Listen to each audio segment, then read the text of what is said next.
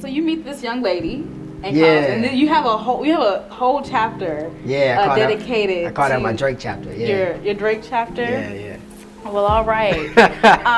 Dedicated to this young lady, and obviously it was a big moment in your life, and people are gonna be able to read a lot about it, and I think they'll learn a lot from it. I remember actually calling. We have a mutual friend. I remember actually calling like, "Yo, I've never read this before. I've never seen this statement before in my life," and it was a statement where you said to not be unequally yoked with believers. Because a lot of time we hear in the scripture and it says, "Be not, unequally." Well, that's what it says. Be not unequally yoked with unbelievers. But the whole concept of, you can be in a relationship with someone who loves the Lord, who's a great person, and who still isn't necessarily God's best for you was a concept that I hadn't seen put in that way before. I know in college a lot of the times when you're in those groups, that's when you pair off. And you just pair off. But maybe for the college student now, because now at this point you're probably talking to 17, 18, 19-year-olds who are in that phase of their life where they're seeking and they're in church and they see somebody. What kind of advice would you give them as they navigate that arena, knowing that they probably just got saved not too long ago, new in ministry, new in this whole Christian dating experience? As someone who's kind of been there, done that, what advice would you give them to kind of take a deep breath? Be careful, number one. And I guess the advice I would give to men and women is different in this context. I'm still kind of old school and traditional, so I feel like women should be pursued and courted and all that kind of stuff. And I feel like he who find a wife find a good thing. So to males, I would say be careful. I think a lot of the times, one of the things you don't want to do is some guys end up, maybe pursuing one woman and it doesn't work out, pursuing another woman and it doesn't work out. Before you know it, you got a trail of tears in the church. And so, you want to be careful and be intentional, about what it is you're trying to do.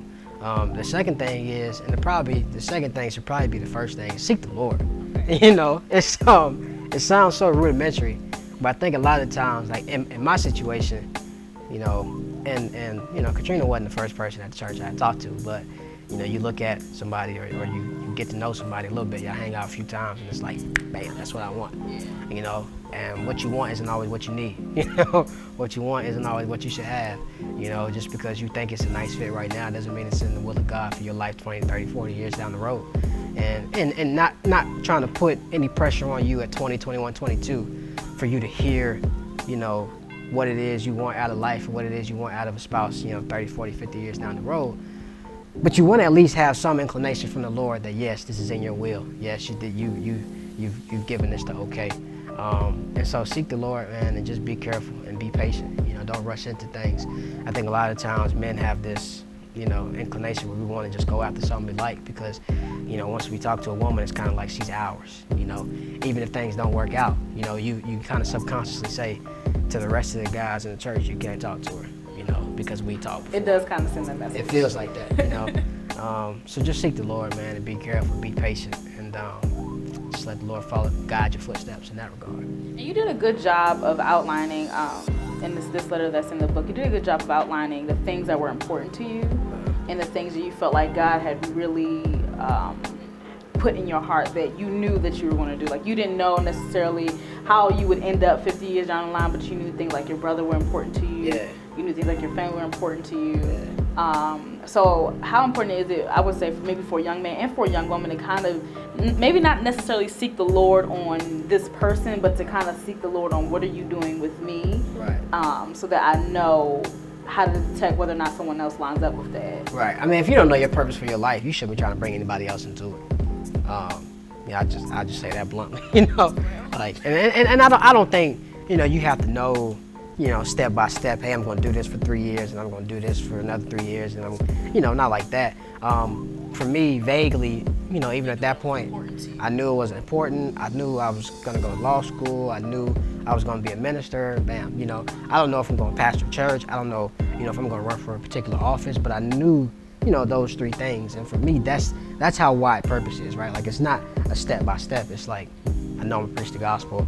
I know my family is important to me. I know I'm gonna go to law school. Okay, bam. You know, you can work off of that.